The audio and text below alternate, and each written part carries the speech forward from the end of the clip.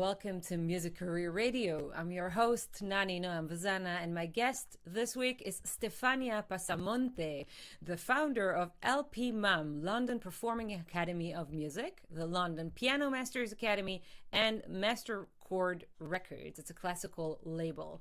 Stefania's experience as an international award-winning concert pianist, educator, radio broadcaster, and lawyer is unique and diverse, and her focus on innovation and inclusion shows in her work. Today, we're going to bring these aspects to the table and have, I think, quite an exciting talk. So as you know, all work on this podcast is done voluntarily, and we also collect donations for scholarships to support independent musicians. So if you'd like to give a hand and give the gift of education to young aspiring artists, please visit ydiymusic.com/donate and make your contribution. And you could also send a direct PayPal transfer to paypal.me/Noam Vazana. Hey, Stefania, how are you doing? Ciao, Bella. Ciao, Bella. Good morning, everyone. Good morning, and thanks for joining us. I know it's Thank you for inviting me. Yeah, anytime. Well, it's 11 here in London, so it's morning yet. It's already afternoon for you, right? Oh, for me, it's also morning, man. I stayed up last night until 3:30 a.m. editing a video, so. Oh, wow. It's definitely morning for me too. That's why my podcast is at 12, eh? I don't know. All right. Sounds good to me, so. Yeah, it's good to me too. I love your energy because, we only met twice on video conferences, and it seems to me that when you explore something, you really do it to the fullest and act upon the understanding of your field from different angles. And I think that's very important for independent artists. Generally also for music professionals, because the cultural sector is what I define as an ideological job, rather than, a 9-to-5 office thing. And there is a lot that is going on, and it's not being taught at schools. So how does this attitude affect your professional life? Well, I was very lucky in my career that I've always been very curious for other things. So not just music. So I loved writing, I loved theater, I loved law as well. So when I finished my secondary school at college, I finished at the same time the conservatoire, so I had enough time to go to university and do a different subject while I was already touring and doing concerts. So, and I thought I should do something that might be useful for my career as a performer. So that's why I enrolled in law. And I remember when I was at high school, all my friends were like, but law is boring, it's too many, bureaucracy behind it. And I thought it was just the best thing in the world, because it's the thing that makes you to protect your rights and to know what is right and what is wrong, and eventually to defend not only yourself, but your friends. So with this philosophy in mind, that's how I founded Master Chord Records, with the idea of giving a real, honest and proactive record label that would support my colleague, my friends, classical performers in trusting the job, because the job was made by someone like them, by a concert artist like them. They knew perfectly what was behind all the sacrifice that we do for making even just one single recording. So. Yeah, in classical world is very different than in the pop world and in the jazz world. Because now you can do a lot of things at home if you're a more popular music artist, because you can buy some software and you can do a lot of stuff at home. And with classical music, you're depending a lot on agents and on labels and decision makers, basically, to hire you. And you're an independent musician. So how does this attitude? Does it collide, or does it contribute to the aspect of being an independent musician within the classical world? Well, absolutely. The classical worlds, the main problem with classical is that the recordings, they require a completely different setup. So it's much more expensive. For example, I can record from home because I don't have a Steinway concert grand, that is the Model D 2 meter stand long. My living room is not big enough. And you need to have the big concert hall so that you get the big sound. So the commercial music, normally you got the microphone attached to your guitar or to your voice. It's enough to have some good microphone, good filter, and the wonderful computers that they're now we all now have at our hand. So that makes the recording much simpler. And then as well, making a video now, there is even just the mobile phone. They have incredible technology with the camera and with the sound, so you can really shoot things that can be very original and very fresh. But with classical music, everything starts from the sound, and to have that sound, that classical sound that comes out from the recording, it's very expensive. So that's why classical musicians are still tied up with the big label, with the big agent, with the big promoter that can help them securing a big theater. So normally what I recommend my artist, for example, or someone who wants to produce an album with my record label, is to record the CDs live. First of all, you capture the freshness of the interpretation. You capture, now we can't really do it with an audience, but the energy that you get from the audience is unique. And is the one that is making the classical artist unique in that very moment, in that very space. So classical music as well, normally you record something that has been recorded over and over again. 1 second, I got my daughter in the background. Oh my gosh, she's playing with their friend, and they are having that's the other good part of being an independent artist in lockdown at home with your 6 years old. I think you're very brave. I haven't walked down that path yet, and too scary. It is scary, but it's also very enjoyable and very rewarding. But I can tell you it is hard, particularly when you are an independent and you want to, and a woman. That's the problem. But that's another thing. We will talk about that. But so talking about the classical labels, so what I'm telling my artists is to record the CDs, the performance live, because again, you have, I don't know how many performances and CDs from great artists performing Beethoven, performing Chopin, performing. It's rare that you perform brand new music. So that's another advantage of being a more commercial modern artist. So you record something that has already been recorded at the top quality from the fantastic concert hall with a fantastic audience. So the unicity of the independent classical artist is yourself in that moment, in that space with that audience. So only record live album if you can. Yeah, I actually do the same. I use the same tactic with my recordings, not because of trying to save money in a studio, but more about the feeling, because I love the live feeling. And I think I'm actually a better performing artist than a recording artist. So what I usually do when I go to the studio, I record the entire rhythm section live. And then we overdub on top of that, like the horns and the vocals and things like that. Yes. But the piano and the drums and the bass and the guitars and Wurlitzers, everything that is related into the rhythm section, we record live. And it gives a different feeling. I really feel that the album is more alive. The first one was not recorded in that way. It was actually released with the label. And then since then, I decided to divorce the label. I'll talk about that in the rest of the interview as well. And then I started producing records independently. And then ever since I've done that, they have been recorded semi-live, in a semi-live situation. Brava, semi-live. Of course, no one can be perfect. So there is this problem, the stigma as well, by having perfectly edited albums out there, particularly with classical music. And we have to break this stigma and tell people that, we're all human beings, and even the greatest artists, when they perform live, they do mistakes. So of course you can semi-edit the biggest one if there is any enormous thing that is really in your face. But other than that, normally, it's part of the rush that you have in the performance, in doing the passage. So it's actually beautiful. But I do remember when I recorded the Transcendental Studies by Liszt. So it's like climbing a mountain. So actually my cover was done at a cliff in Brighton. Nice. Just to give an idea of how I had to climb this cliff. I love Brighton. I have Yeah, some beautiful. beautiful photos from the pier with all the seagulls flying in the air. It's a Oh, well, fantastic view.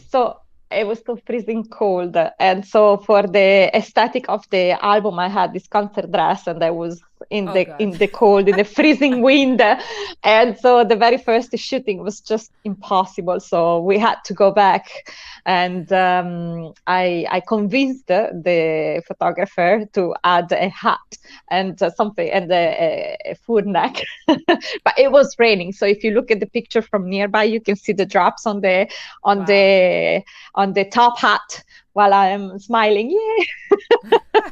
So it was really a transcendental, experience doing this album. But Yes. even if it was incredible and it was recorded live, I had people commenting, she did a mistake at the minute 3.44 or whatever. So there are some Fantastic. people out there that is what they're looking for. They're looking for the mistake instead of looking for the big picture, that what an Yeah, but I album mean, is. it's not really interesting. I think like sometimes the No. mistakes make it beautiful, and Yeah, sometimes out absolutely. of being limited, limitation also makes things beautiful. Mhm. It makes you more creative. And I have countless stories about that, but we need to meet up for drinks or something on Zoom later. Well, next show can be over the drink when we are over with the lockdown Exactly, with a in a little nice Chianti, bar. that will be very nice. What will come out from that conversation? A lot of stories about the music business, I bet. Well, I can tell you one story. When I was a student, when I came here in London, I was living in this incredible residence called Harrywood House. And it was beautiful, dedicated to this great artist. And fun enough, the video that we recorded for the launch of the London Performing Academy of Music, LPMAM, was done at Harrywood Hall. So I think Ah, this Harrywood would really stick with me. It's a very dear name to me. So it was the very yes. first time I was living out of my home, and I was living in this residence with musicians from all the major colleges, coming from all around the world. And there was this wonderful group of French opera singers. And after dinner, they would, they allow me to be part of the dinner with them because I could cook tiramisu and lasagna. So part of these dinners was that everyone had to contribute with something that they were very good. And I could speak French, and they says, well, we're only speaking to you in French if you don't make us Wow. to repeat and you cook tiramisu and lasagna. That's very harsh. And yeah, but the dinner, oh, you can't imagine, there was Jean-Philippe Elouet, who is an incredible baritone, French baritone, and his parents had an haute cuisine French restaurant. Uh-huh. What What did he he was cook? cooking, oh my gosh, it was the end of the world. It was fantastic. And then there was this other girl, Caroline, from Belgium. She was making this chocolate mousse, the best chocolate mousse ever. So Oh I God. took the recipe from all of them, and I have a special diary that I called, one day I'm gonna publish it. It's gonna be the cooking diary of a concert pianist. Touring and cooking. Yes, and Yes. so after dinner, with a lot of French wine, they would make me to go at the piano and play. Please play Rachmaninoff. Please accompany me with these, and I would do it just because I had drank some wine, because I was very how do you say, perfectionist. Yeah, So yeah. you don't want to play Rachmaninoff and do all the wrong notes if there is other super concert pianist in the room. But because we were all Yeah, well. inebriated by the dinner, and it was so much fun. So having a conversation over a glass of wine, I'm sure it will be as inebriating as those I evenings. I think we will have some fun improvising on the piano afterwards as well. All right. I miss being on tour. I miss the atmosphere of having friends around and having a drink and having the after show talks, the after show Yeah. meet and greets. That's like the most important thing, because I think that when you're music is a lonely profession, right? Like you're sitting at home, you're breaking your brains trying to compose something or create something that has never been done before, which is impossible because everything has already been done, and Mm. you have no perspective. you're alone. And when you go on tour, it's when it becomes real. Then you know if your songs are good because they are being tested by the audience. And then you have like untainted communication. People come to you after the show and they blur it in your face. You know, I really like your guitarist, but your percussionist sucks. You know, and it's like, why do you tell me really? that? You know? What? Maybe next time you should hire me. And it's like, what? Of course. You have funny things like that, but it does confront you with real aspects of life that you actually don't have access to when you're alone and composing. Yeah. So this reality check is I miss that reality check in my life. Yeah, absolutely. Well, we all miss it. Italy, actually. What? From Modena. Modena. Nice. Is so people says, where is Modena? Like, well, it's where Pavarotti comes from. The Ferrari comes from Modena. The balsamic vinegar, the black vinegar, it's from Modena. So it's a tiny city.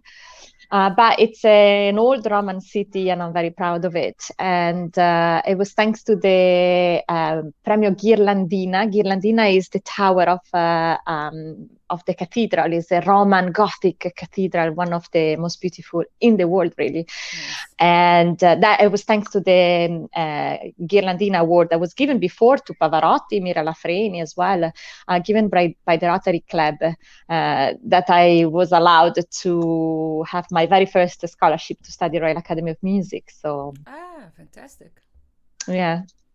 So that's what brought you to London? Because I wanted to ask you, like a lot of musicians choose to travel and then they don't stay in their homeland. Oh yeah. Let's say. Yeah. So what made you move to London? I finished my conservatoire, I finished the university in law, and I finished my concert academy. It was a 5 years concert intensive academy where I was already touring, preparing competition all around the world. And when I finished, my professor, he said, well, you know, I taught you everything I could, and there won't be another teacher in Italy that will teach you what I taught you, because he was the best of the best. So it's either you go to one specific school or another, but then you don't go from one to on top of another one. And I was very young, I was just 23. So he said, you know, if you want to have an international career, go abroad, go to a big academy like Royal Academy, the Moscow Conservatoire, Juilliard in New York, something like that, where you can make your name as an Italian artist in the world. Yeah. And Royal Academy was the first to do the audition. And I got an answer before I could even audition to New York or to Paris. And so I ended up in London. Funny enough, in school, I always had very bad mark in English. So I would have I loved French. As I was saying, you know, I came to London and I was living with French people, and that was a dream come true, because actually for the first year that I was in London, my French improved. I was speaking French like a French native person, and not as much English, actually. At the academy, I remember I had these incredible friends, Australian, and they were speaking to me with this impossible Australian accent. And I was like, but I don't understand you. And they're like, yeah, but if I talk to you slowly with the proper English accent, then when I speak to you normally, you won't understand me anyway. So you have to start. And so I had this crash course in French in Australia. I love the Australian accent. It's fantastic. So it's like you are listening to Yeats, and at the same time to the street drunk. You know what I mean? Like this super scholar reading poetry, and at the same time there's like this beggar on the street, and you think, and you have a mind clash. What is going on? I like it so much. I hate it so much. I like it so much. Well, the fact is that actually Australians are so funny. So at the very first year I was at the academy, my best friends were the French opera singers. And then I had a group of Spanish that they were, and French, that they were the only one coming to me saying, so you are the Italian? Because I was the only Italian. I was the only Italian in the whole Royal Academy of Music for I don't know how many years. Yeah, I don't know why, but so everyone knew there was one Italian girl, and that was me. And so people would point me in the corridor, so you are the Italian. And I was like, why? Do I look so Italian? Plus, coming out from Italy, stereotypes. That's the problem with stereotypes. In Italy, you have the stereotypes from being from the north, from being from Milan, from being from Venice, from the south. My dad is Sicilian. So, bravissima. So someone told me once that I was mixed blood. Oh, are you joking? I mean, I'm 100% Italian from generation, but there is still this silliness of division inside Italy. And then I come out and people say, probably. And then I come out from Italy to London, and everyone was saying, so you're Italian. I was like, why? Because... And as well, when I got married, my husband is from Denver, Colorado. And so I went to Denver, and he's blonde with blue eyes. His family are all blonde with blue eyes. So, okay, I look different. I'm not blonde with blue eyes, but still people would stop me in the street and would say, where are you from? And I found it offensive, to be honest. And then my husband was explaining to me, it's just that they are charmed and curious. I was like, do I look so different? Do I look so different to you? No. But exactly, we could be cousins, we could be sisters, you and me, to be honest. So yeah, I have a good friend from Rome, and she looks like my sister, and it's really funny because one time, 10 years ago, I had a cycling accident and I had an injury in my knee, and she used to live in a ground floor house. I was living in the 4th floor, so I moved into her house for 10 days so I could go outside, and do shopping or whatever, just so I can get well. And then her neighbor came to me and told me, why did you cut your hair? And I was like, what? I don't know you. And then later on I understood, actually she thought I was her. Yeah. Well, I think the main thing is that Italy has always been, a land of conquer. So we had the Normans, we had the Turkish, we had, we had everyone, absolutely the French coming in as well. So, for example, the dialect in my city from Modena is very similar to the French. So when they say, at the time it was 1000 lire, 1,000 liras, you would say 1000 francs. As if you were, yes, exactly like the French. So very funny, but we had Napoleon there. So I think that made, and then since the Romans, the Roman Empire went everywhere and they were bringing people in, and they never had this difference of being, we can't marry and we can't be together. And so I think, yes, I'm 100% Italian, but for sure my blood is mixed with everything that ever happened in Italy. So sure. I think I'm a citizen of the world, and that's where we're going, really. I mean, it's more of a charming subject to talk about, but nothing more, really. Well, actually, I just had a conversation last night with a friend of mine from Iceland, and she forwarded me this article from The Guardian about young musicians, female musicians in the UK that are facing sexual harassment. So what I said in return, and I'll quote my message because I thought it very funny afterward reading it. So I said, I wish that everybody will chill the fuck out and just treat each other. Excuse my French. Yes, pardon my French. And just treat each other as Earthicans. I'm like, I love different cultures. I love exploring different cultures. I think culture is an amazing gift in this world. Diversity is an amazing gift. But as far as morals go, are we that different? I don't think so. No? Like if we chill out and we start treating each other as fellow human beings, as for fellow Earthicans, as I wrote in my message, things will be a bit better. I think we kind of, as a group, as a species, we understood that there is this thing called me versus the group, right? That you have to sacrifice some of your freedoms and your resources in order to survive, to stay in a group. But group versus group, that we didn't figure out yet. We're still struggling with the concept of, oh, I don't like them, or they are better than me, or no, I'm better than them. That's even worse, So how do you address it? I don't know. I think this is really something that evolutionally we didn't overcome yet. It has to come.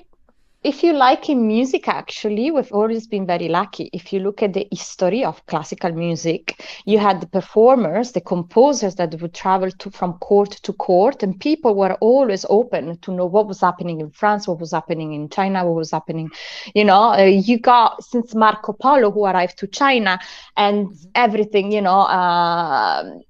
always been very attracted to different culture. So that's what we were talking about. And in music in particular, you get the influences even from Debussy. There was so much this fashion of the Indian sound, the Chinese sound, the pagodes, the Japanese as well.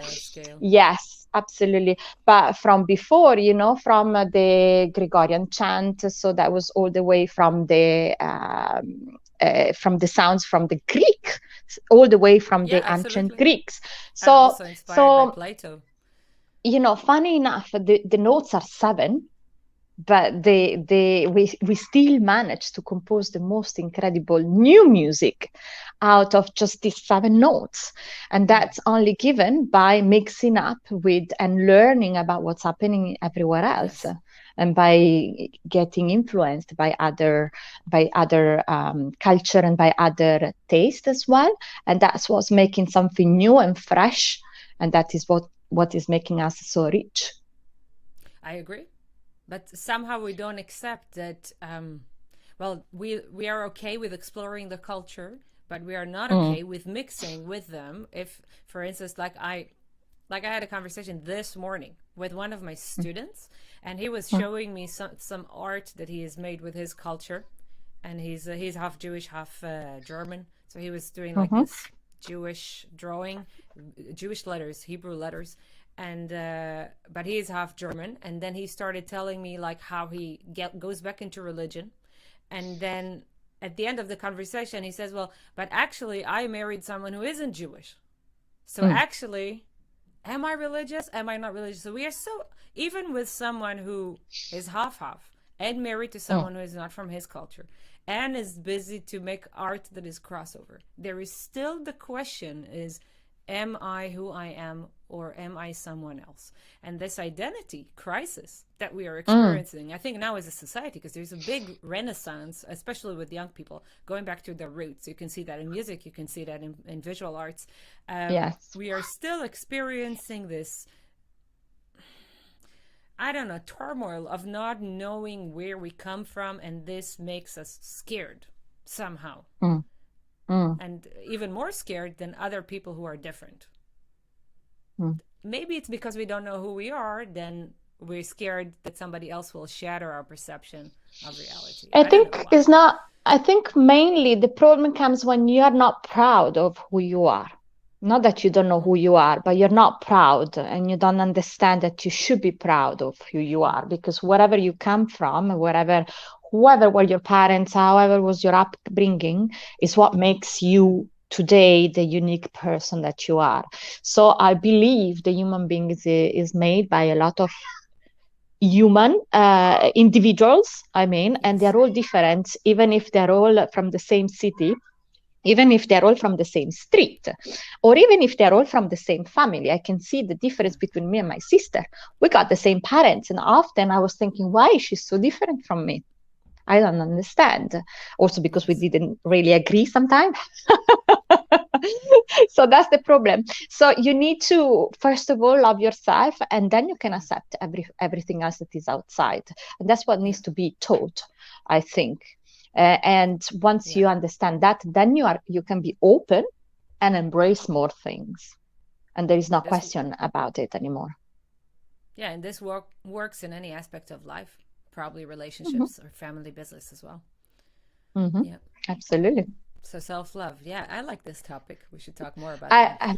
I've always been, when I grew up, I remember there was this beautiful tale. I don't know if it's Aesop or it's just an ancient uh, Greek legend. Anyway, the one of Narcissum, right? That he loved himself Yeah, so no, much Narcissus that he is was a Greek mythology figure. Yeah, mythology, Greek mythology. yeah, So he was loving himself so much that he was looking at himself in the in the in the pond, in the lake, and water. then Yeah, trying he to kiss fell in. himself, and he fell in and did drown, right? So I'm Yeah. always very remembering myself about that. So love yourself, but remember Narcissus. Yeah, So no, love don't yourself, but then don't love yourself, overinflate our ego.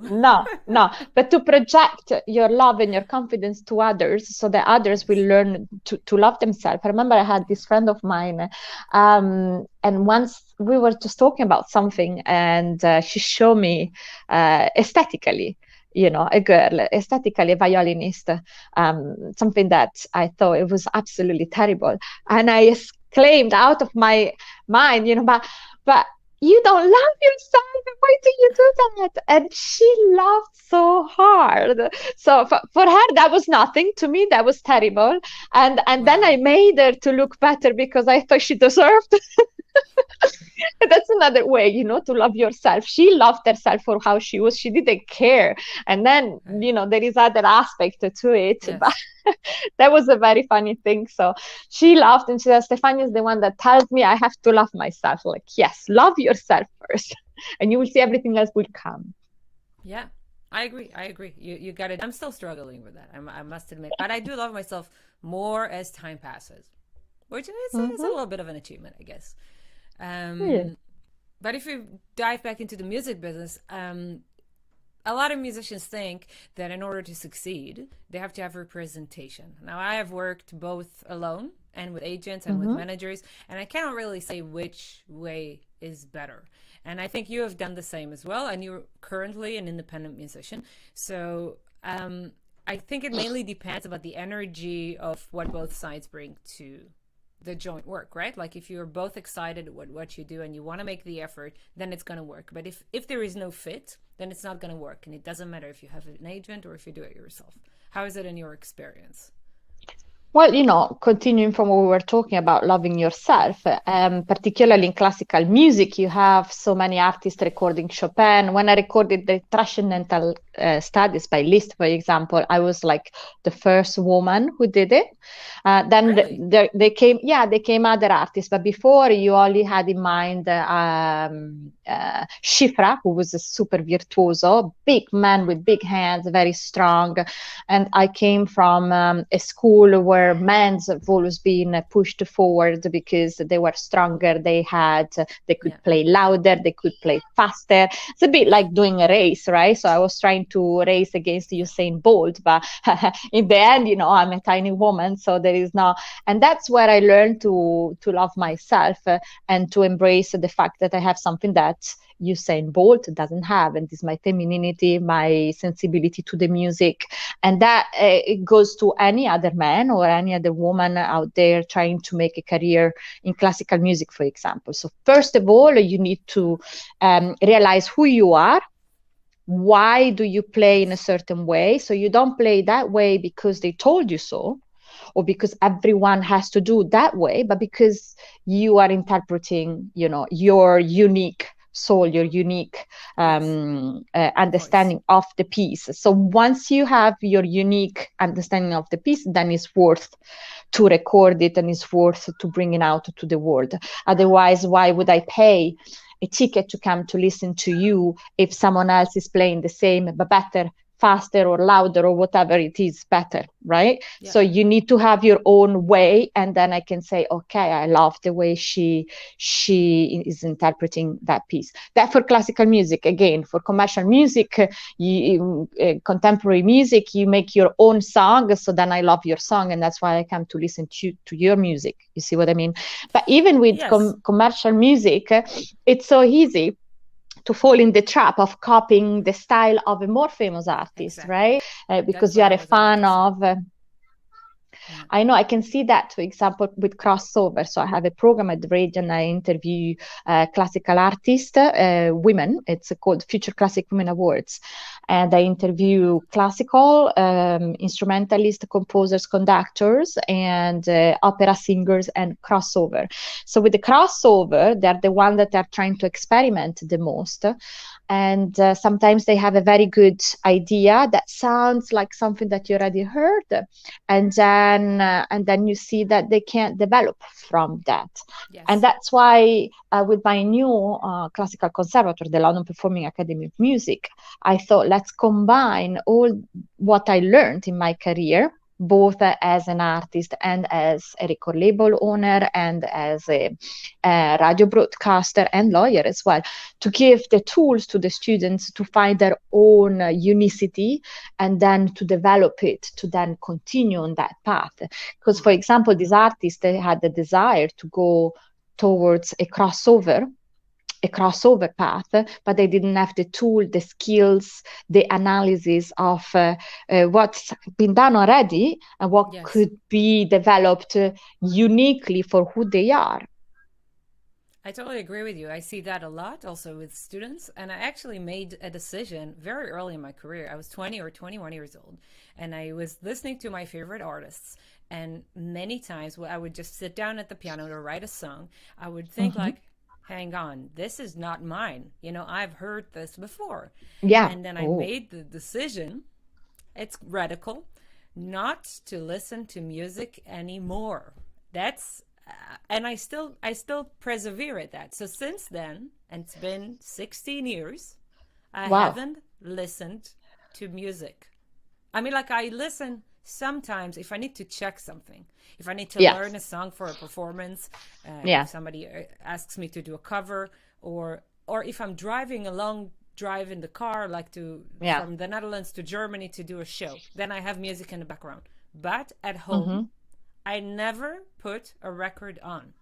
And since I've decided to do that, I don't have a problem with composing anymore. I don't copy anybody else because I just don't have the capacity to copy because I don't listen to anything.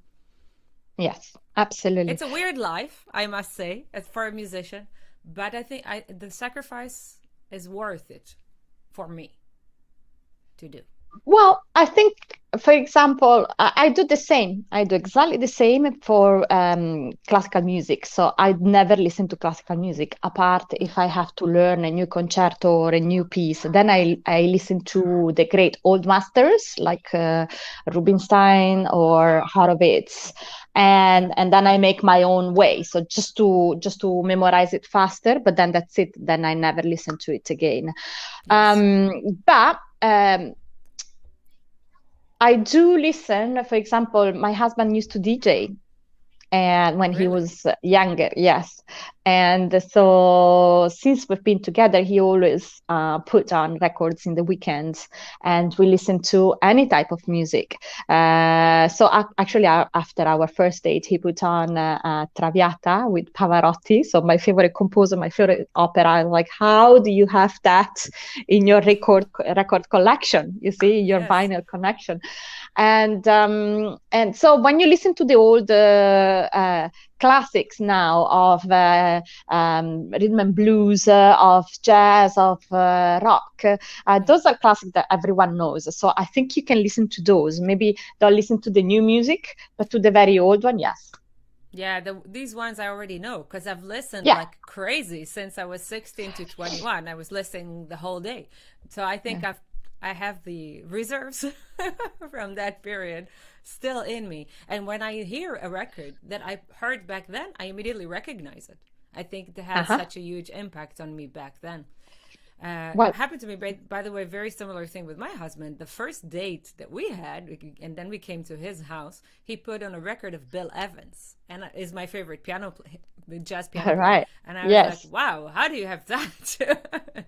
Because, you know, he's a graphic designer. I didn't expect him to like music to that extent. And you see this huge CD collection with all these. Funny enough, records. My husband is a designer too.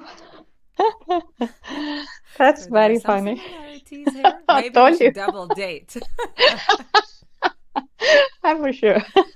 But yeah, he actually taught me, I'm sure a lot of our listeners, musician, they heard Yes. this classic tale that you can only date other musicians because they are the only one that will understand your job. Because this is a very strange job, it's a very unique job where you actually dedicate your whole life to it, isn't it?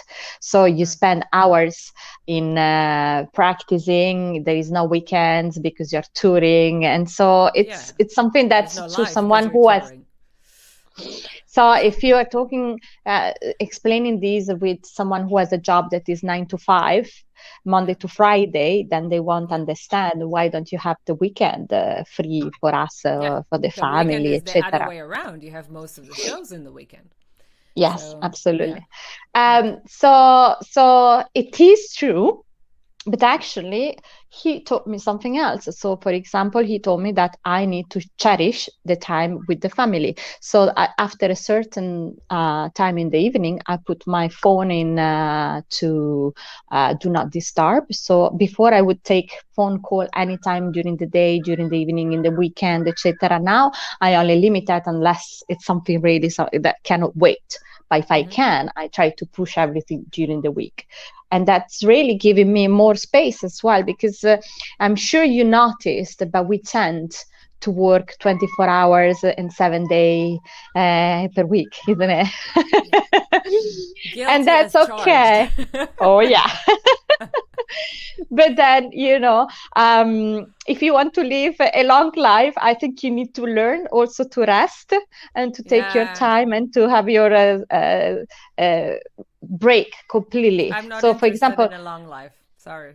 I've never gone on holiday. Before I met my husband, I Yeah. never actually went on holiday. I would go for summer courses or summer residencies, festivals, etc. I never actually, the summer was the best time to work even more because I didn't have anything that was happening during the year, right? Yeah.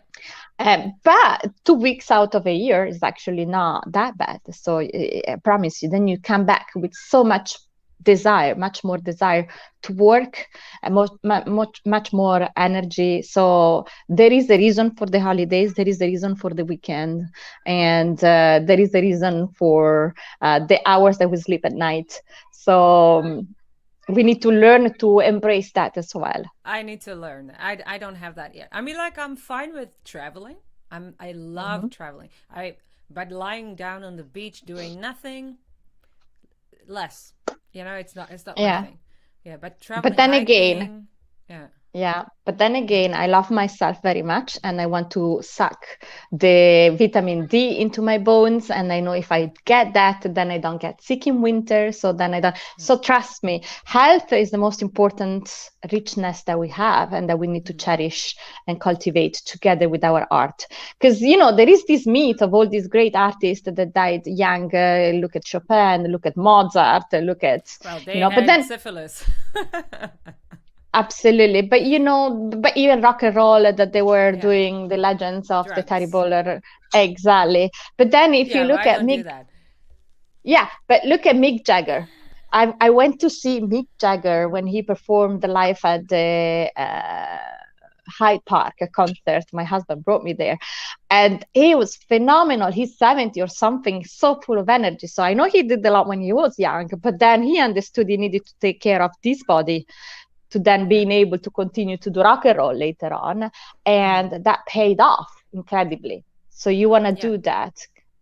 Well, I do take care of my body, but I don't like resting, and that's Okay. something I do have an issue with.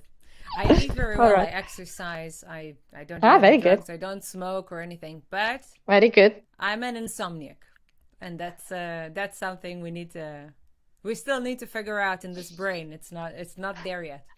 I actually went to the sleeping lab once because All right. I was having trouble to sleep, and I was like, yeah, what is going on? And they told me something very interesting. They said that my brain produces dreaming waves at the same time that it produces waking waves. So, like the Ah, waves that a brain produces when you're awake, and the okay. waves that the brain produces while you are dreaming are coexisting in my brain at the same time, and that's not normal.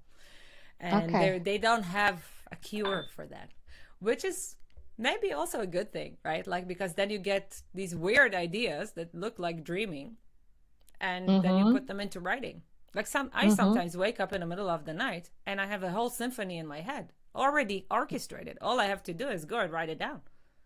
Wow, It's just fantastic. there. So Yeah. maybe, I mean, like, it's maybe it's a disadvantage in one way, but it's also an advantage in another way. It's also about No, loving yourself, is accepting who you are. absolutely. Well, I Yeah, think we all have our own gift and our yeah, own unicity, and there is a reason for everything so far. So far I found it. So you got it. You have insomnia because then you can compose wonderful music. So yeah. you can cherish that. Definitely when you have children, that will be very handy. If I have children. That would be very good skill, not to Yeah, need to sleep. yeah. If not when, if. Mhm. Well, We'll see.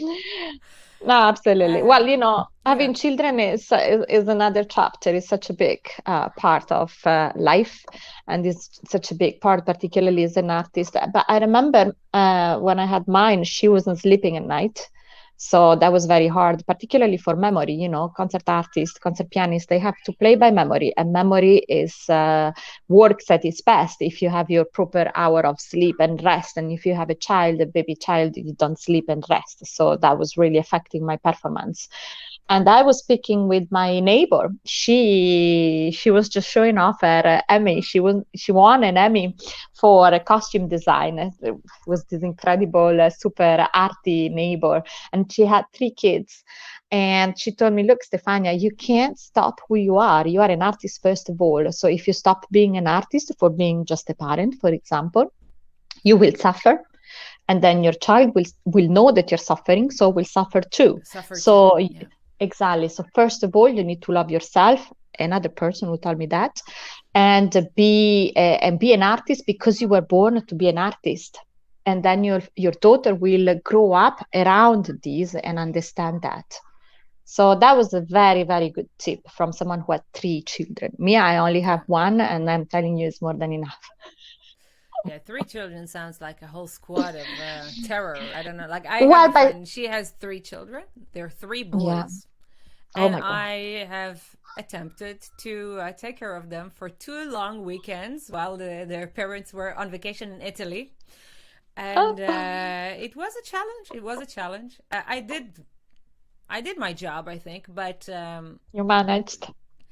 I managed, but it did make me think, do I really want this?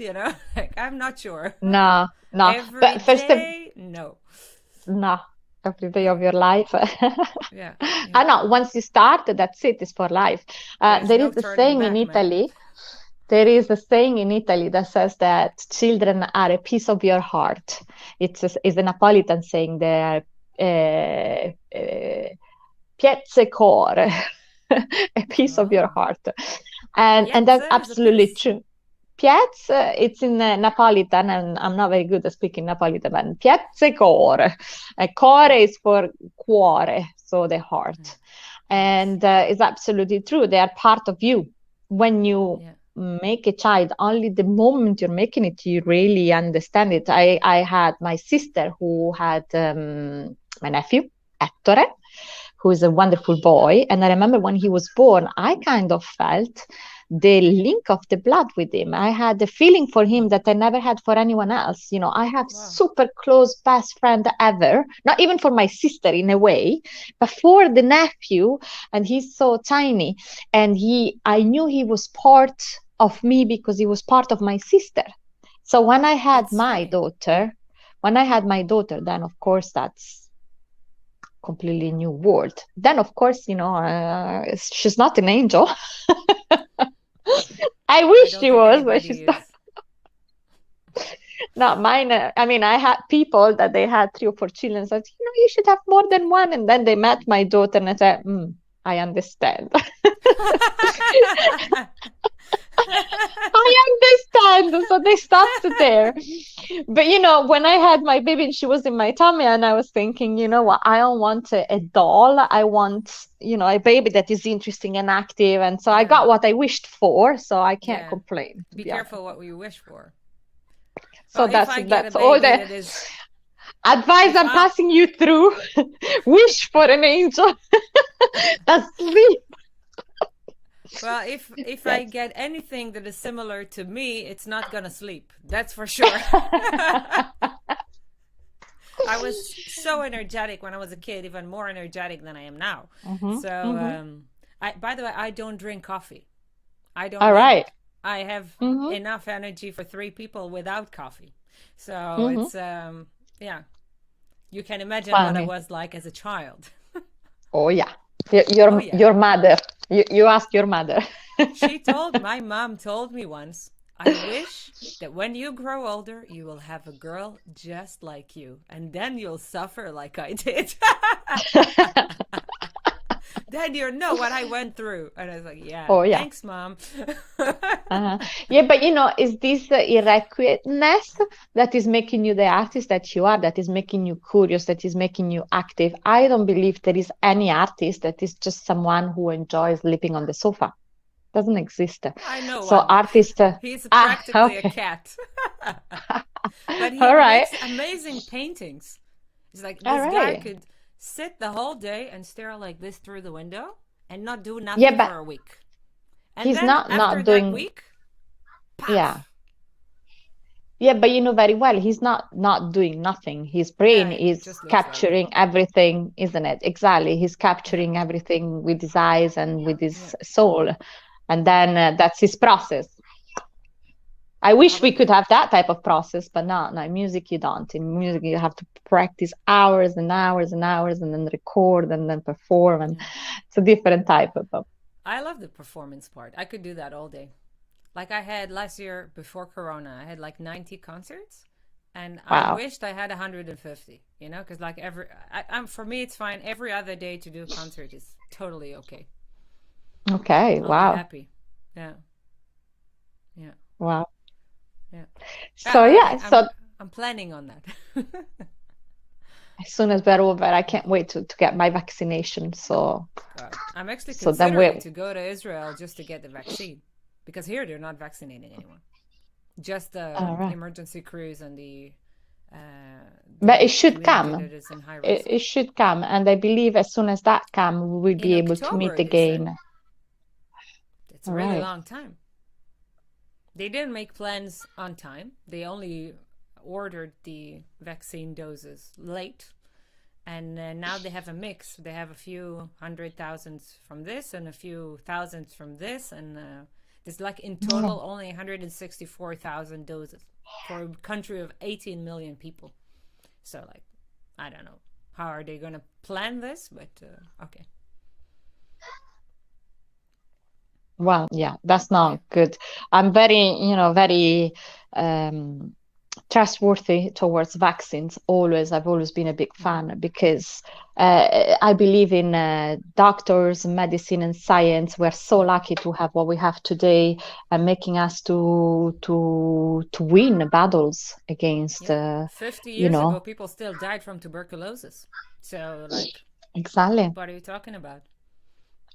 And now absolutely. you have these There is. people today saying that vaccinating your children gives them autism.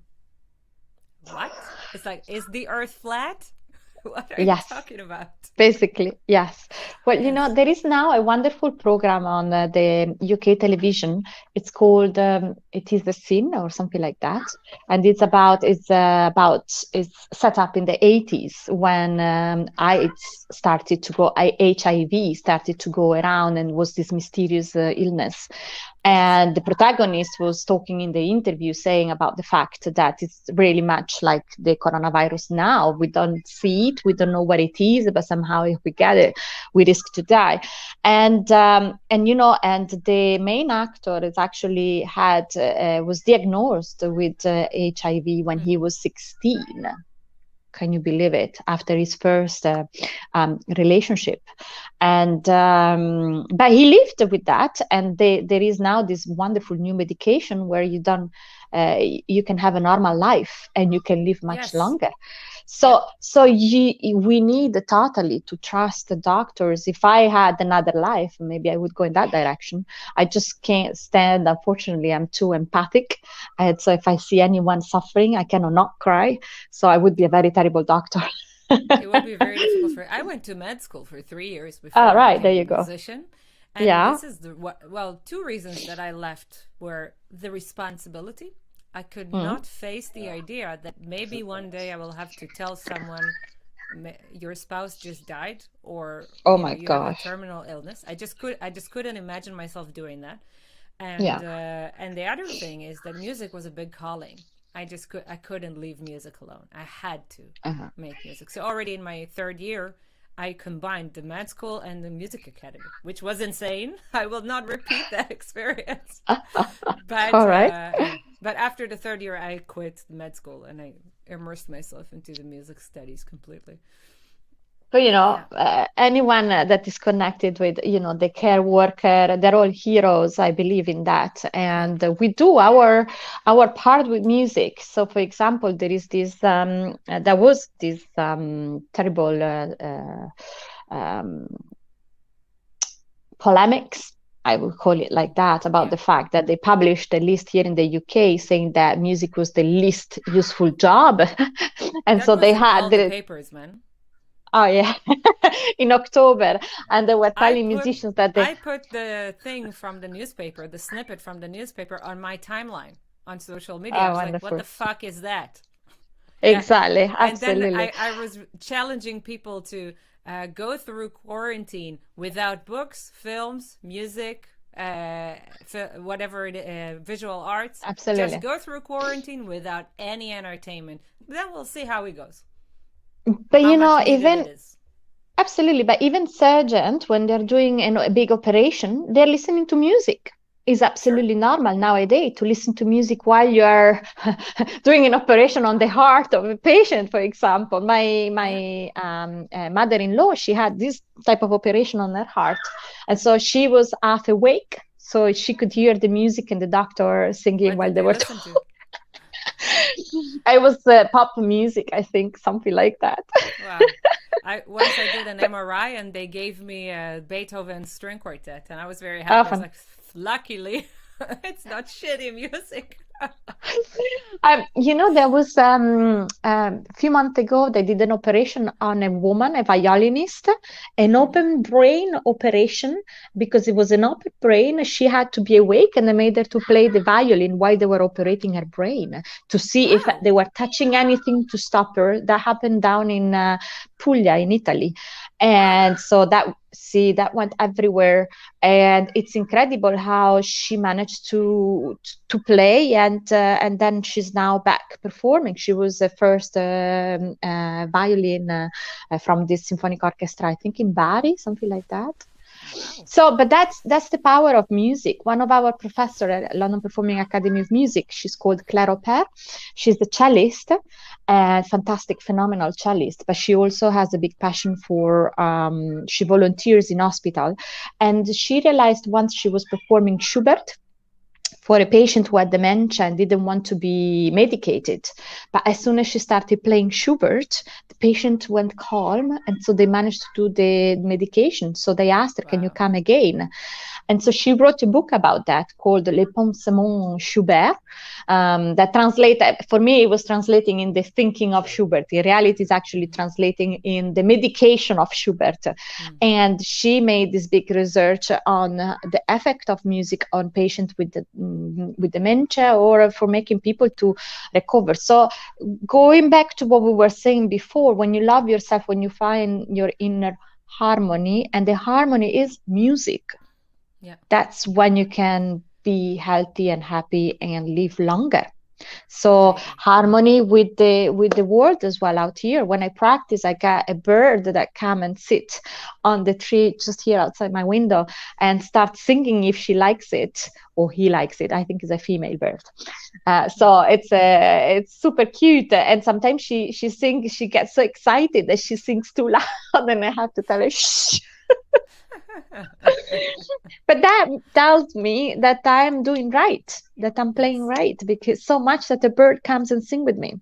And so you've watched You're Walt practically Snow Disney. White. Crazy, right? You watch Walt Disney and you think, oh my gosh, this is so much Snow White. But that's the truth. It's not, Yeah. he didn't depict anything that wasn't real, that wasn't there. Yes. Yeah. I Even, remember this yeah, gramophone commercial from the 50s, and you yeah, could hear Ella Fitzgerald doing this one of her little beautiful scat moments, and then a glass yeah. is breaking, and they're like, was it Ella or was it gramophone? This is how the great sound that we have. And yeah, it made me think about that when you were talking about the Absolutely. birds. Well, what was it? During the Second World War, I think there was this cellist that she was playing in the countryside, and she had a nightingale that came and sang with her while she was practicing the cello.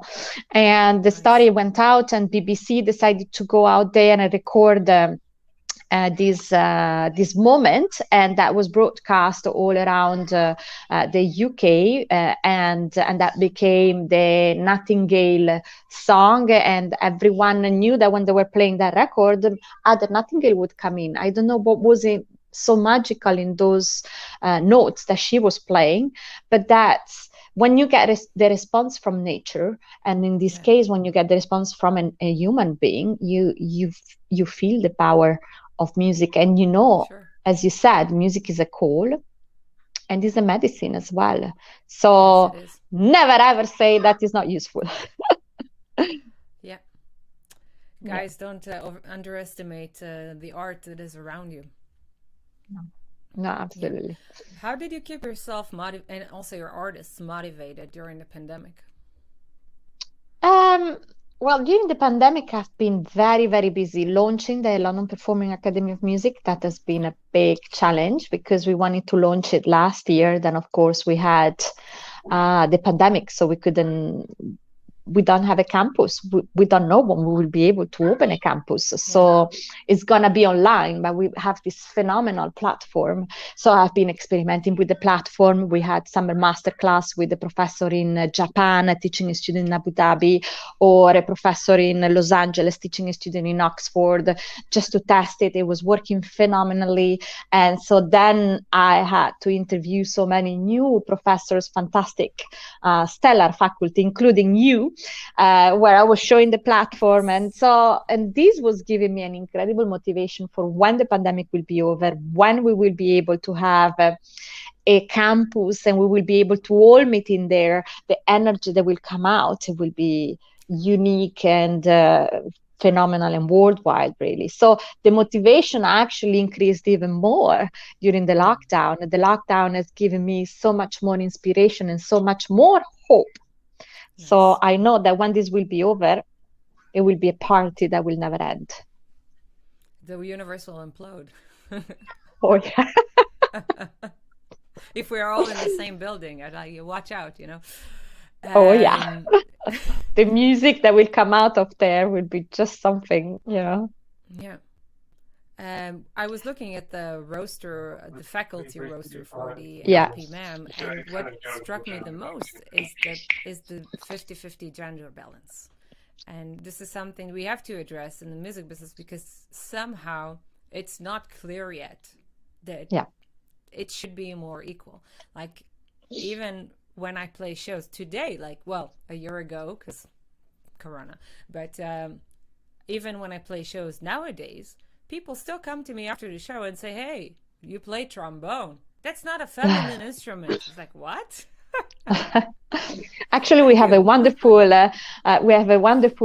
woman that teaches trombone. It is Annie Whitehead, and she is phenomenal. Funny enough, by chance, I listened to her right before the first lockdown last year in February.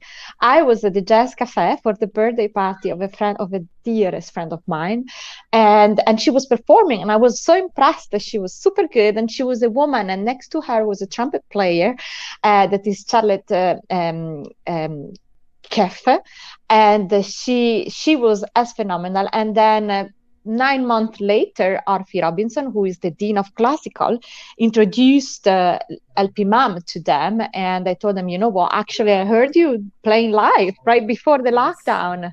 Unique. So, and the gender balance is not something that I've ever been concerned, in the sense that, being a woman myself, I never had the preconcept that a man plays better than a woman.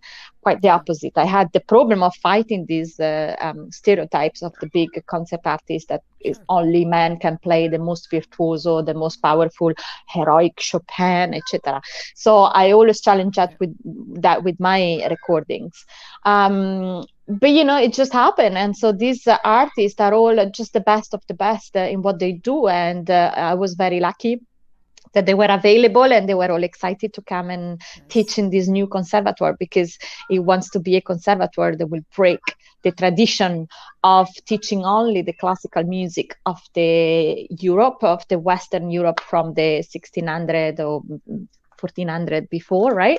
But actually teaching the classical music of the 21st century. And the 21st century means today, classical is now the classical jazz, the classical Indian music, the classical African music, the classical South American, Afro-Caribbean music. So all of these, they become classical in their own genres and in their own rights. And it's right that a conservatoire of classical music is opening to this as well, because we are in the 21st century. There is no more boundaries, thanks to technology as well, so that you can learn from the best Indian composer, the Indian guru. I had this wonderful interview the other day, and we were talking about actually the traditional Indian music. So you have the choice to learn or to listen to them teaching, performing, and they get inspired for a new way of contemporary music, contemporary jazz, modern and futuristic classical music.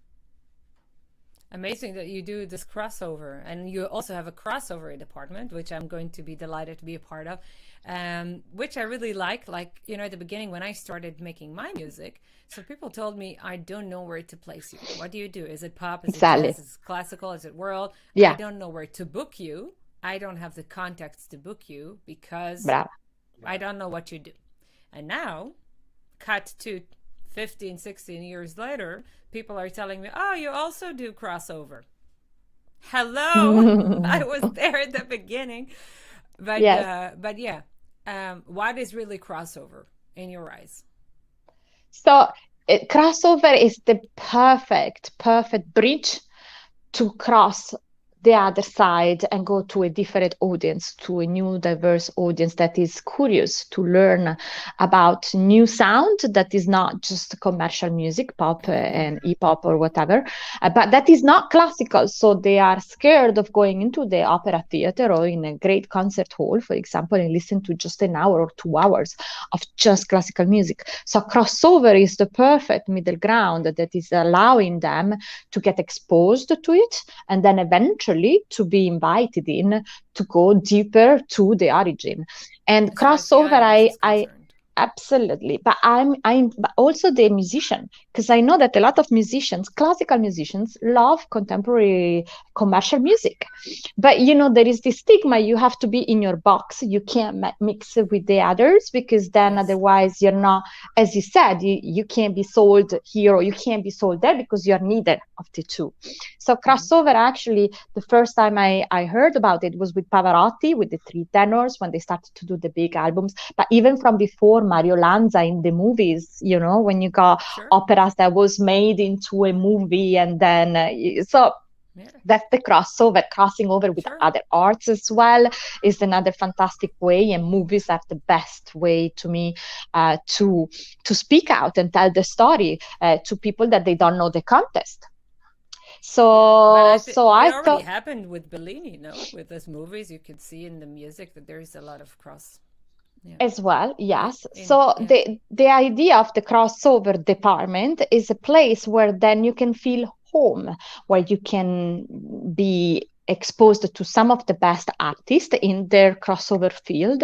So, for example, the dean of crossover is Jeff Wesley. Jeff Wesley, he is a classical composer. He was a flutist who came out from Royal College of Music with a wonderful career in classical, but he ended up being the music director for the musical Jesus Christ Superstar. And then from there, he was invited to do the orchestration and tour with the Bee Gees. Ah, fun.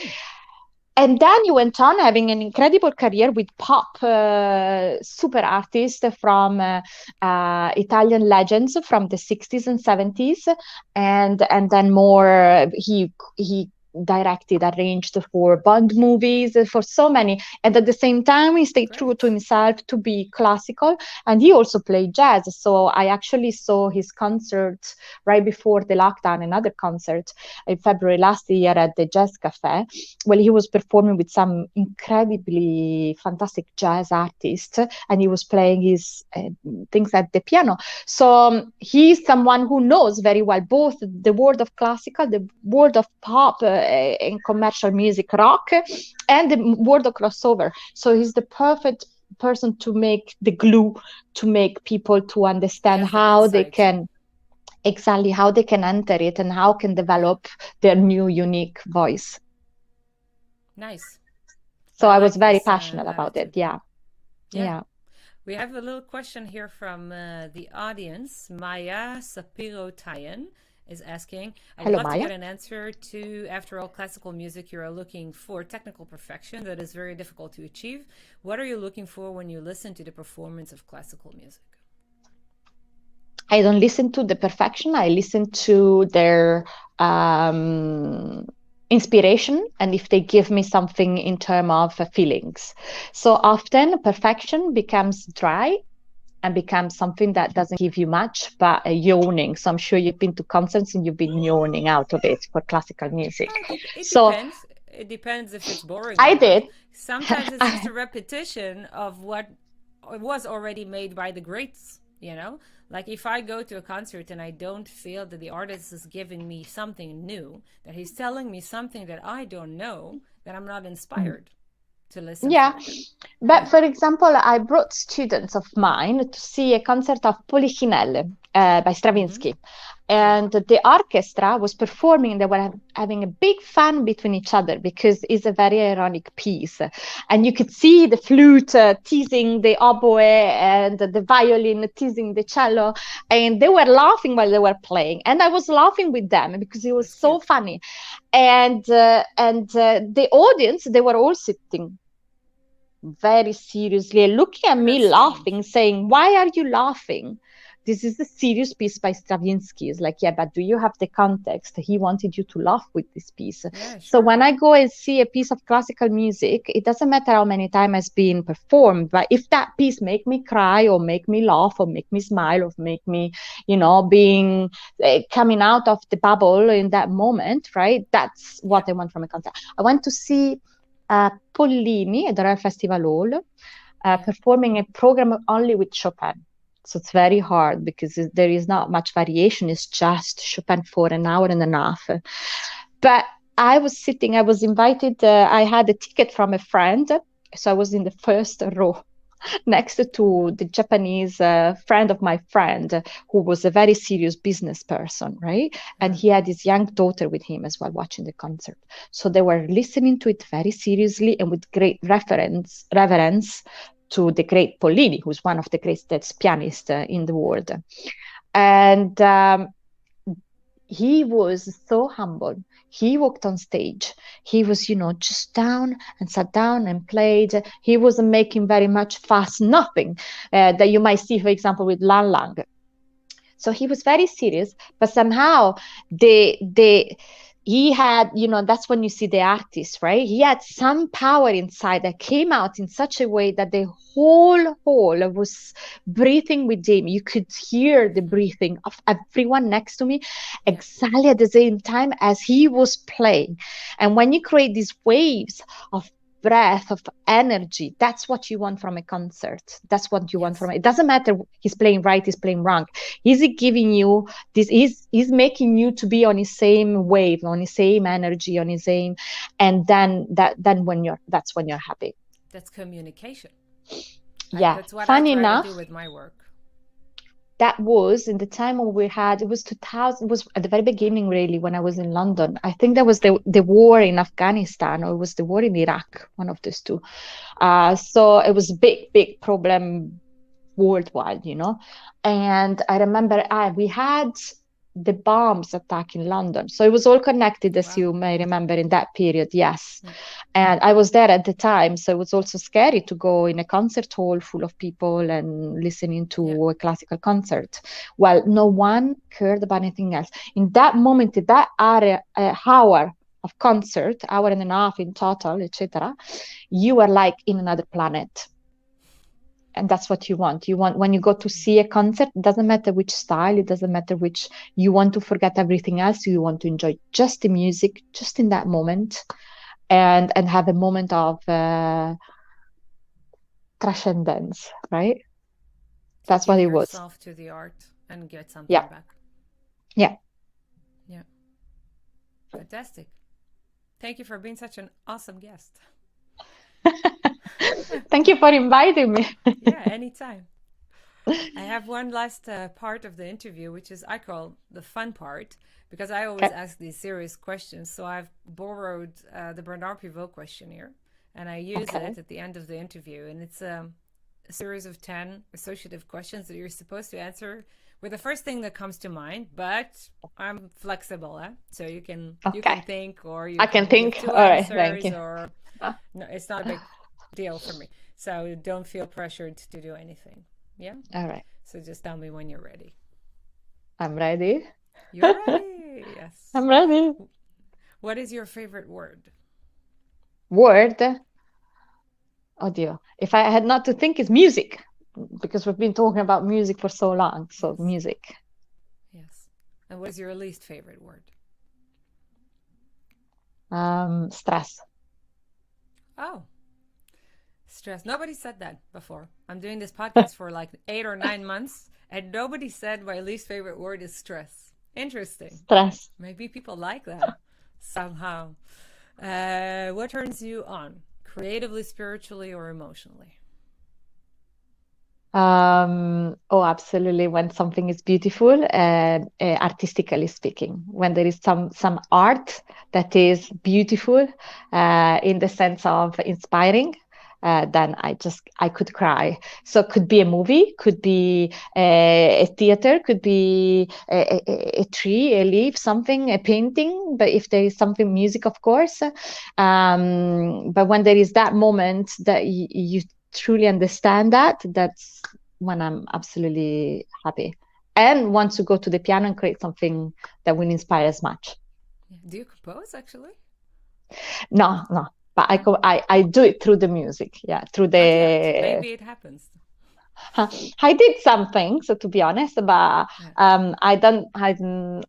I have too much to say yet with Chopin or Beethoven, or I believe there is so much more that can be said, Yeah. and I know I can say it. Sure. So that's what I'm working on. I'm curious to hear. What turns you off? What turns me off? Banality. Do you say banality? Yes, absolutely. Yeah. I agree. It turns me off too. I saw this documentary about Hannah Arendt. She's a philosopher, and Yeah. she was talking about the banality of evil. Mm. So, like when the worst form of evil is when it becomes banal.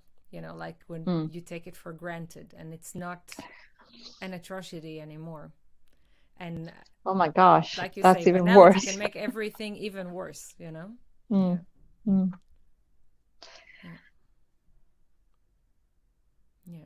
Well, I think mainly it makes it boring as well. That's turns you off, as you were saying. It makes it boring. So you want to stop that. That's not life. Life is exciting. Like life is full of new things to do. So I hate when there's nothing new. I need to make new things, even just by walking in the park. And discovering a new flower and something. It can be in anything. It doesn't have to be extremely virtuoso things. But, when you have the cleaning the house, for example. I hate that. It's not for me. Absolutely. You have to do it, but, Yeah. Wait a second. Yeah. Oopsie, sorry. The other way, yes. Yeah, got it. It's mirroring. Yeah. You can flip. Well, never mind for now. Maybe for next time. Next time. Yeah. What's your favorite curse word? Curse word? Freaking. Freaking. That's freaking. Nice. Well, it's instead of something else that freaking funny is good, but freaking crap, for example, for not saying. I had a friend of mine, I love him so much, Russell Painter, opera singer, English, and he had an Italian teacher. He was called Signor Pittore, and he translating his name from painter to pittore, and his favorite word, and he kept saying bloody hell, and I never realized if it was that bad. So my husband doesn't allow me to say it, but I like the sound of it. It fills your mouth bloody, and I can see the red color, and it's a hell, so that makes a very good picture. So I think it's very so freaking is the polite version, bloody hell. Freaking bloody hell. Yes. Yeah, it's double red on all fronts. Oh yeah. What sound or noise do you love? Sounds or noise? The sea. Sorry, I love the sea. Yeah. The waves. I love that. Yeah. And what sound or noise do you hate? The traffic, the sounds of the traffic, the cars, the noise, you can't think, you have to shout, everything, the motors as well. Yeah, the noise of the city when it's too loud. So to be honest, with the lockdown, we were able to go around the London with the bikes. And it was absolutely beautiful. It was so quiet and safe. And you could see things that you would have never seen on the bike. It was just glorious, really. Trafalgar Square with not many people. There was not all the tourists.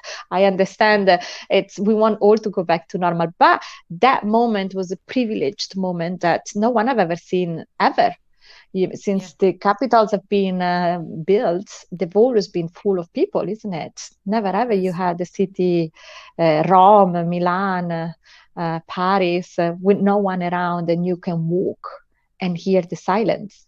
Yeah, I saw a friend of mine. She's a news reporter living in New York, and she made a report about New York empty in Corona times, and she was dancing in the streets as if she was in La La Land, like the movie. And it's like, this is the time. Hey, musicians that are listening, this is the time to use production value and go to your favorite street and shoot a music video. You don't need to block the street now. Do it. Yeah, absolutely. Well, I was thinking, I don't know if that would be crazy, but like one weekend per month or every other month to close the cities so that you can only walk around or only go with the bike around. That would be super. Have all the cafe open, but you can go and just ride your bike. I like the idea. They're trying to do this in Amsterdam on a regular basis. They're making the city center less and less friendly to cars. So it costs really a lot of money to park, and there are a lot of one-way streets or streets that you're not allowed with your car at all, and they're blocking some of the the street next to our house. They removed all the parking places and they planted flowers instead. So they just don't want you to come. They try to. Well, Yeah. I don't know if you saw it on my Instagram, but I posted a picture. So here you got new bike hanger, so you can park your bike outside. So if you don't have a garage, you can have the bike parked there. And they planted the tree right in front of the door of the hanger, so we couldn't open the hanger and take out the bike. And that was There you so go. crazy. So my neighbor, she shared the picture, says, I'm all for trees, but But not in front. They were lovely. The tree team, they came and removed the tree and put it in the plot just next to it. So that yeah, wasn't hard to think about, but about fine. planting trees and just Yeah, just don't do it in front of a door, for example, that you can yeah. open. It's good that they didn't do it in front of your house. I don't Absolutely. have snow blocking me. I have a tree. Yeah. What Yep. profession other than your own would you like to attempt?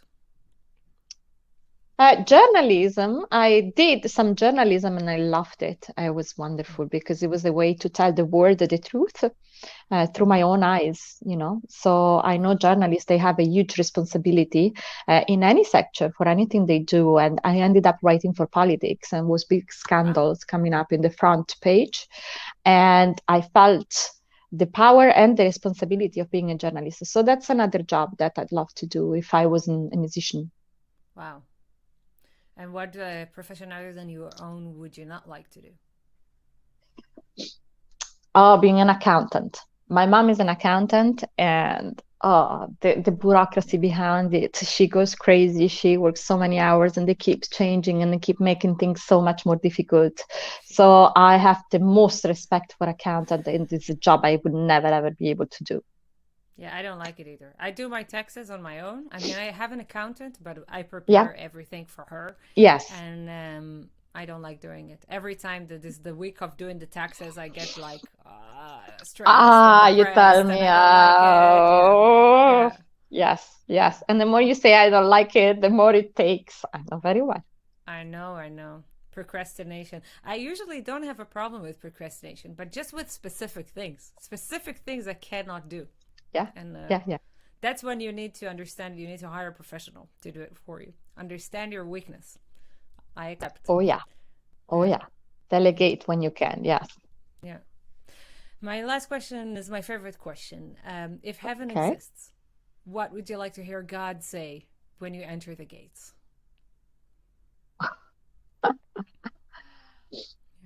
Um, Welcome. Welcome. I know it's silly, but that's the first It's thing that comes to fantastic. my mind. What would be the opposite? Go away. This is not the place for you. There's a mistake. Bye bye. It was a Ciao. mistake. Sorry. Yeah, Sorry. Yeah. Yeah, yeah, definitely. yeah. No, I don't I think God can say much. If you are there, He already said more than enough. So I yeah. hope I can make it there. There is a wonderful TV series I watched during the lockdown, and it was called The Other Place. I think it was called like that. So it was about an experiment made by the devil. So they designed a fake paradise, and they chose for Ah, people that they were destined to hell, and they were in the this good fake place. paradise. Ah, the good place. Yes, you watched it. Ah, yes, I love it. Oh, it was so beautiful and so clever. And then they finally end up. Well, we shouldn't spoil it for people who didn't watch it. But yeah, so Fantastic. I'd like that. That was very, very interesting. I think it was a good take Yes, on the I idea agree. of paradise, and but it's far away yet. So I'm Yeah, working to try to make as much paradise as possible in here. in your Right. own little So world. absolutely. So in my life, in my school, with my colleagues, with my record Yeah, label, with anything, if I can, I try to do as much as good as I can. yeah, yeah. Mm. It's fantastic that you can do that on your own because not a lot of people can. A lot of people can kind of discourage from doing whatever they need to do just because they think they can't. But Mm. yeah, No, we all can if we all do our little part, isn't it? I'm sure this thing would be so much better. yeah, like they There say, is, Rome wasn't built in one day. yeah. Yeah, It's funny that in 2021 we still have the same problems, the same mistakes, the same bad things happening. That's it looks like it's part of story repeats, as they say. But in every cycle, there is always something positive coming out of it, as it sure. will be from this pandemic, from this crisis, when we will come out of it, and we will look back, and we will be a new society, I think, I a hope new so too. regenerated society that will appreciate what they have, the freedom that we had before and we now gain again. Freedom is a big issue for me. I think that's a whole new conversation. I can talk about that for an hour and a half. For another hour and a half. Yes. I have Yes. this tribute that I do for Nina Simone. Yeah. And the focus on this tribute is freedom. Mm-hmm. Yeah. I'll send Yeah. you a link. So you'll know what Absolutely. I'm talking about. Yeah. Yeah. Well, I really enjoyed talking to you. So please come back. Well, thank you for inviting me. And, an hour and a half, it's gone so fast. I can't believe it. Yeah, that's funny. Like at the beginning, when I talk to people and I invite them to my podcast, they always say, "But an hour and a half, what will I say?" And then at the end, it's Yeah. like, "Oh, is it over? I want to say another thing." Yeah, so that's lucky. Wonderful. It's nice that we have Mm-hmm. good things to talk about. Absolutely. Yes. Yeah, Very lucky. yeah. All I'll right. catch you up on that Chianti on Zoom. Very good. Now in person, I'll come visit Yeah, please, visit you, or vice versa. You come to London, please. definitely. I have When two we will be couches. able to, perfect. When we will be able to have the campus, we're gonna have such a big party. It's gonna last forever and ever. Music, drinking, talking, and it's gonna be phenomenal. So It will be like get one of ready. Schubert's parties. Oh yeah, absolutely. Yeah, All I'm right. game. Sure, let me know when I'm coming. I'll see you in London. I mean, like we're gonna work together, so that's gonna be fun. Yes. All Yeah. right. Well, Thanks so thank you much for so much sharing your again. time and information with our audience. And stay well. Be safe. You too. You too. Yeah. Thank you and goodbye, Thank you. everyone. Ciao, Bye. Bella. Ciao. Yes. Thank you so much for joining us today on Music Career Radio. As you know, all donations for this podcast will be used to facilitate scholarships for young musicians to help them get a proper education. So please visit ydiymusic.com/donate and make your contribution. You could also send a direct PayPal transfer to paypal.me/noamazana. Join me every Thursday at 12 o'clock CET, Central European Time, both on Facebook and on YouTube. And we have some exciting news and exciting new guests are coming. Aubrey Logan just confirmed that she's going to do an interview. So I'll be seeing you soon with her and with other guests too. In the meantime, head over to ydiymusic.com and check out my course for independent musicians or make a donation to support this podcast. The links are in the description below. In the meantime, good luck, keep calm, and DIY.